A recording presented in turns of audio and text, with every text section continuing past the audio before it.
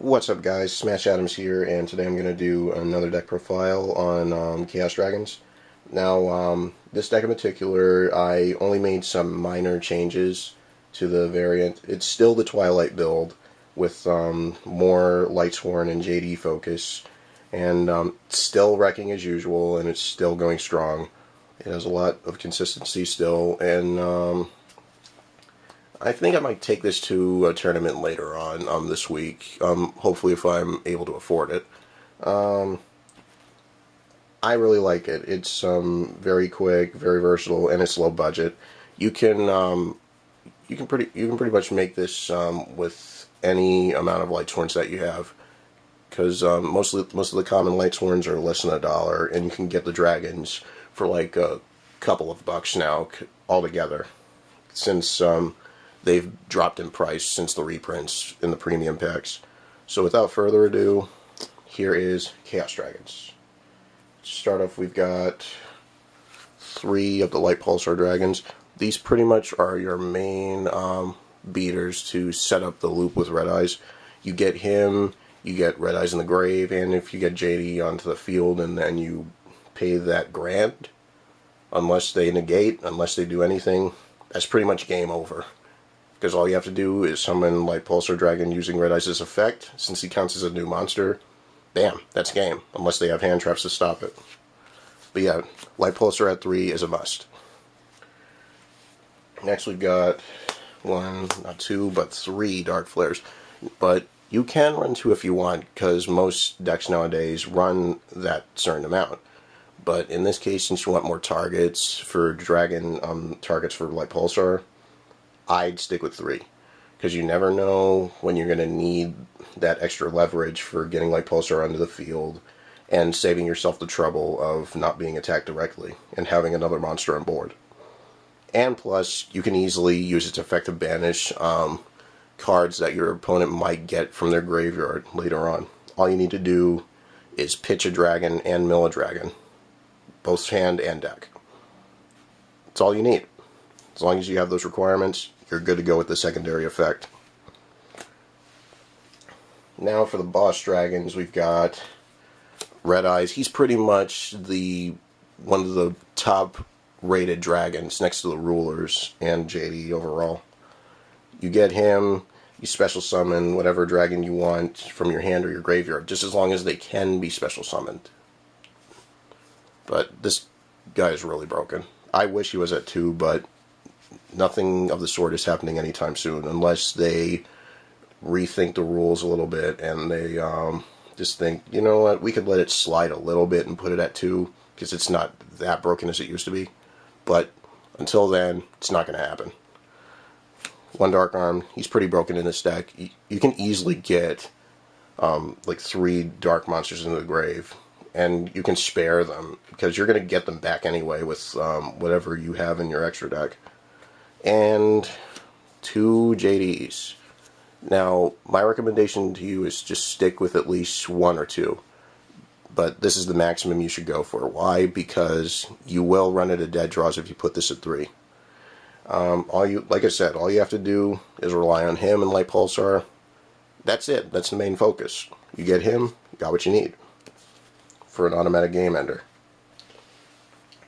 And we've got 2 Eclipse Wyverns. That's all you really need, because you have 4 targets. You can easily banish those, get JD, get Red Eyes, or get Dark Arms. Originally, I was going to add a 5th target. I was probably going to run, was it Galaxy Eyes, or was it Diablos? I couldn't remember. But I figured they were both dead anyway, so it wouldn't really matter. So I figured sticking with JD was the best option as a secondary target, if all else didn't pan out with Red Eyes and Dark Arm. And lastly, for the dragons, 1 Divine Dragon. That's it, because you can easily get Red Eyes on board with this card, minus a card if it's in your graveyard, and you can easily get a JD back if it was milled by accident by one of the Lightsworn effects. So yeah, it's awesome.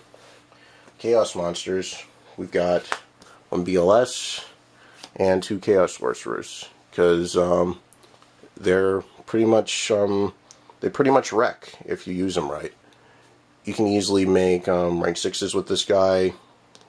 Level 6, well, level 8 synchros with this card. This guy, you can easily get over a bunch of cards. The only downside is the first effect doesn't apply anymore to any monster in any position, so you have to banish face-up monsters now. Which is safe to say, he ain't getting banned anytime soon, or probably never. So, it's a fair effect, guys, so you might as well pick him out now while he's still at a good low rate. Yeah. So anyway, on to the rest of the deck. We have the Tour Guide engine, which is 3 guides and a Night Assailant. You could run a bus, but since Night Assailant does more, and you can easily get Ryko back to your hand, since it is a flip effect monster, I'd stick with this as a primary target for Tour Guide's effect. But yeah. Next we got 2 Plaguespreaders. You could run 3 if you want, but to be on the safe side and add just a little bit of balance, just run 2. You're going to get them back anyway, and you do synchro summon a lot with this deck, and you do save your deck chances of milling itself out, because there are times where I have milled out with this deck, but not too often. But it's a really good deck. Next, we cannot complement this deck without the Lightsworn engine. To start off, we've got 2 Rykos, because 2's the maximum you can use in this deck. You can run 3 if you want, but I would stick with this if you want to have more space.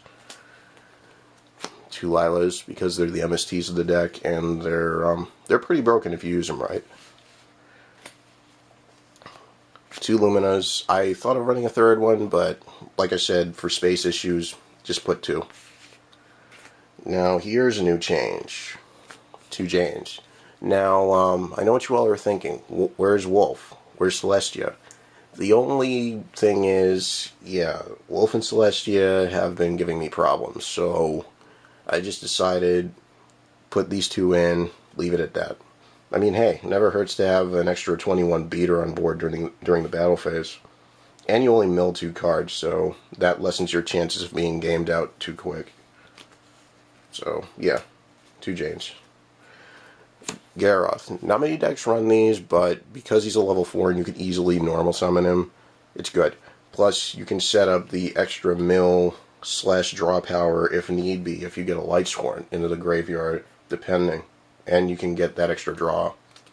So, yeah, Garoth, it's a pretty good card to have in this deck. And 1 Ehren, because you can bounce stuff back to the deck.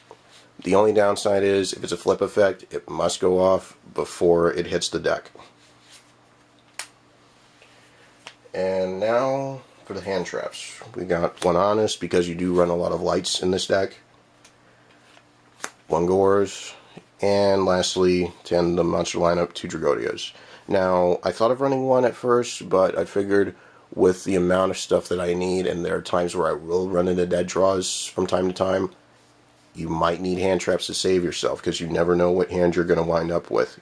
Because Twilights, Chaos decks, and Twilight Chaos Dragons can be random at times, so you're not always going to get the right hand that you want, which means you're going to have to work your way up to it.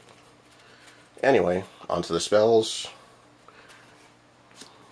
1 Allure of Darkness, just for that extra draw power, because you do run a certain amount of darks to balance it out. 1 Charge of the Light Brigade. And lastly, 3 slow recharges. No traps, that's all you need.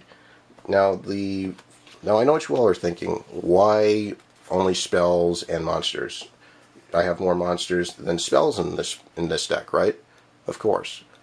The main reason is there's a philosophy that with Twilight Chaos Dragons and Chaos Dragons in general, it's best to run less spells and more monsters, because you can get off more combos quicker, right?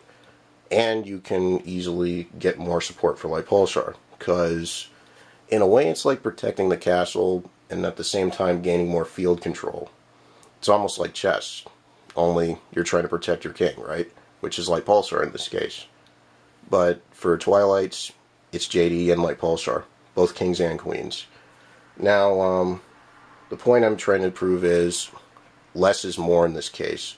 The more monsters you run in this deck, the less chances you're going to run in a dead draw is when you're milling cards. So if you mill Allure of Darkness or anything like that, it's no worries. So, yeah. Anyway, onto the extra deck, because I haven't decided on what to do with the side deck yet.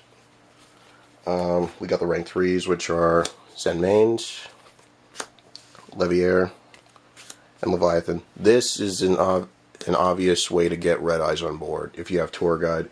So if you have nothing else to go for, and they say prohibition on Leviar or something like that to stop you from getting Plaguespreader or something like that, go for that. It's a no-brainer. So yeah.